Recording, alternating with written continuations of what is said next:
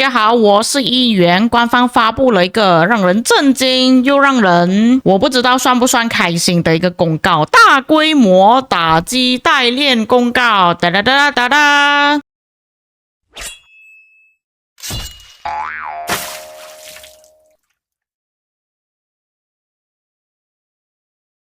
当然看到这里就有不少观众会想要讲，议员你是不是有病啊？你之前不是讲过这个公告吗？为什么又再讲了一次？重点不是我有没有讲过这个公告，重点是什么时候开启这个机制。你们可以看到这边的时间，他们是说将在2026年6月22日开启报名本次失落之地进行违规登录检测与处罚机制的先锋体验。这个时间点我是已经知道有哪一些先锋王国他们是要报名 KVK 的，所以才会感到令人震惊。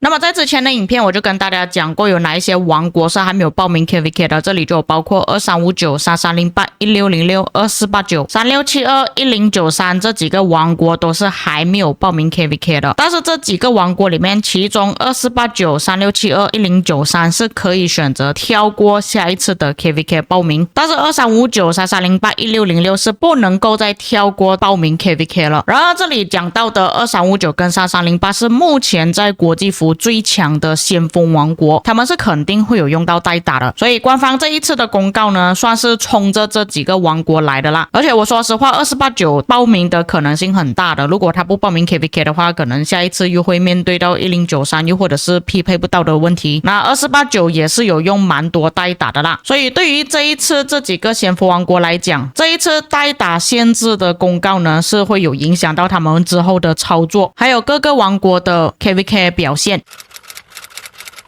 那么先跟大家讲一下他们这一次的公告里面呢有什么变化好了。基本上前面所讲的东西都是一样的，就是这个系统会检测你的王国联盟在近24小时之内出现异常登录的角色到达一定量级，还是一样没有说多少的数量，就会触发惩罚机制，该联盟王国全员都会被限制使用非常用设备派遣部队，限制持续24小时，异常登录会根据 IP 信息、单设备登录多个账号等信息进行综合判断。我记得之前好像是没有写 IP， 但是现在连 IP 都有写上了。这一处罚的方式呢也是跟之前差不多，就是你个人首次被检测到有问题，异常登录，非常用设备，无法派遣部队24个小时。如果第二次被检测到的话，你除了一天没有办法控制账号之外，你的角色登录也会被封禁6个小时。第三次再被检测到，除了这个设备没有办法派部队24小时之外，你的角色封禁登录时间会在之前的基础上再增加，比方说前面6个小时啊，然后现在又再加6个小时，变成12个小时这样子。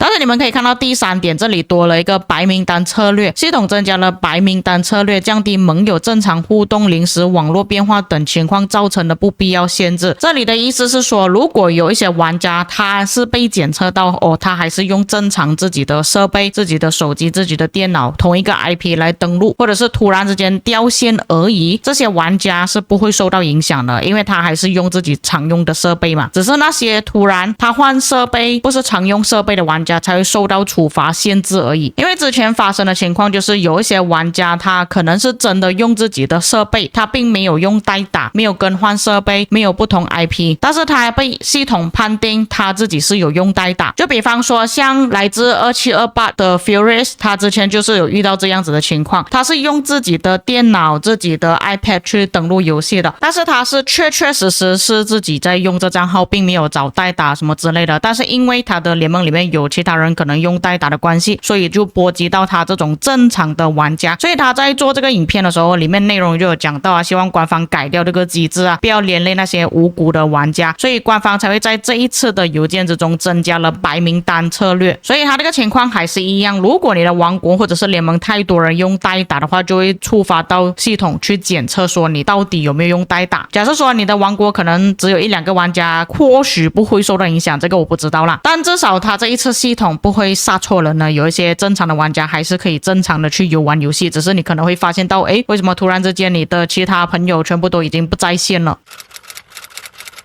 那那么关于代打的事情只是其中一个部分的问题而已，另外一个呢就有包括这一次的 KVK 报名，他们地图也是做了一些更改，像原本他们是尼罗河之王奥尔良之围11世纪，改为英雄战歌尼罗河之王跟奥尔良之围，所以从原本11世纪变成英雄战歌。如果是像之前11世纪的话，其实他们进攻或者防守可能会比较简单一点啦，有不同的时期，有不同的提升之类的。那尼罗河之王大概率是不会报名啊，所以他们这一次报名 KVK 呢，只有2个地图选择奥尔良之围跟英雄战歌而已。然后我们来看一下这边报名的情况，这一次在尼罗河之王跟奥尔良之围呢，都是有部队休整投票呀，有很多玩家已经忘记这个是什么东西了。这个就是16小时、8小时的限制，就是这些王国呢，他们可以投票决定说这个地图要不要有这个限制。这个限制呢，也是限制代打的一部分。这个东西会强制玩家进入8小时的休息，是连续性的，不能够说我打2个小时，我去睡觉3个小时，然后回来打1个小时，再回去睡觉，补回那5个小时，不可以这样子。你必须要连续8小时不使用你的账号，没有在战斗狂的状态才可以。这里先跟大家讲一下他这边的投票方式到底是怎么样的啦。他这里有说到每个王国都有1票，投票入口将在展示阶段开始后开启10到24小时，不同的剧本开启时长可能会有所不同，投票确认后不可以再修改。没有投票的王国将在倒数计时结束时默认为同意开启，当本剧本同意开启的王国比例到达50%及以上的时候，本次失落之地将开启部队休整功能，如果没有到达50%就不会开启。但是如果这一次的 KVK 匹配后续因为取消匹配而没有进入失落之地，则本次投票结果不会再生效。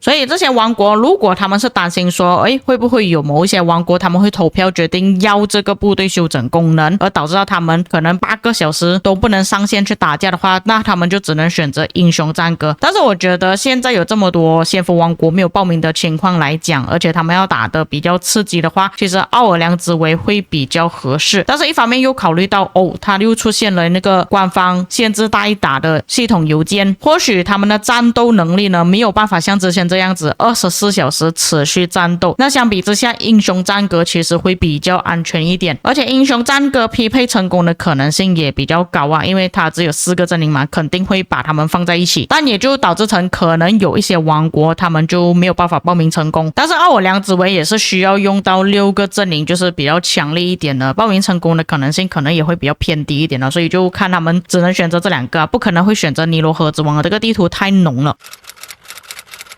那么现在我们来看一下玩家的反应，就是在发布了这个公告之后他们讲了什么东西。首先就是一个来自1903的玩家，他就说你不要只是发布这个公告没有去执行任何的东西。有些玩家就觉得说官方发布的这个邮件呢，感觉是在嘲讽他们，是在搞笑的。因为我刚刚有讲到他这个邮件呢增加了多一个白名单策略，有些玩家就会觉得说这个白名单策略是不是可以让其他的代打之类的可以登录这些账号，就是说他们做东西做一半不做一半这样子的意思。他就说这个是一个没有脑的邮件，完全移除掉代打，不要分享账号，不要拉野的代打，然后后面还有写很多不同的方式的代打，还有包括剑骑啊、大佬的代打啊，或者是指挥什么之类等等的。有一些玩家还给出了限制代打的一些建议，他就觉得说官方不应该在他们打架之后才开始限制或者是处罚这些账号，因为等他们那时候惩罚呢已经是在他们战斗之后的隔几天了，损害已经造成了，没有办法挽回。所以第一点他就是希望官方可以在当下马上去处罚这些用代打的账号，另外一点就是惩罚账号本身，而不是只有惩罚整个联盟而已。因为他说现在的惩罚机制呢就是惩罚整个联盟，这种方法是很容易避开的，有一些玩家可以离开联盟加入其他的联盟，或者是让其他的玩家承担后果。所以他在说那些实际用代打的账号应该要受到直接的惩罚，而不会伤及无辜。那么在他发布这个东西之后呢，其实下面还有写一些东西啦，就说到之前有一场 KVK 是27281606阵营开始全力支持2728阵营，某一些玩家开始雇佣2965的玩家所有的代打，导致在黄庭的时候发生了巨大的变化，变成其他的阵营也必须要去找代打来对抗他们。这一场 KVK 已经进行了5天甚至是更久，在之前关卡期的时候到现在没有人受到任何的处罚。很明显这一场 KVK 对战中双方都存在大量的代打，不过这边 Roots 就有回应说，因为在之前有伤及无辜，应该是讲 Furious 的那一件事情啊，所以他们暂时是已经暂停了这个代打的机制，所以才导致说他们这一场 KVK 为什么在黄庭的时候有不少人用代打。那我现在拍摄影片的现在，其实这场战斗还在持续的对抗中，已经是持续了差不多6天的时间左右，但是他们还在打，所以你跟我说他们没有用代打，这个是不太可能的事情啊。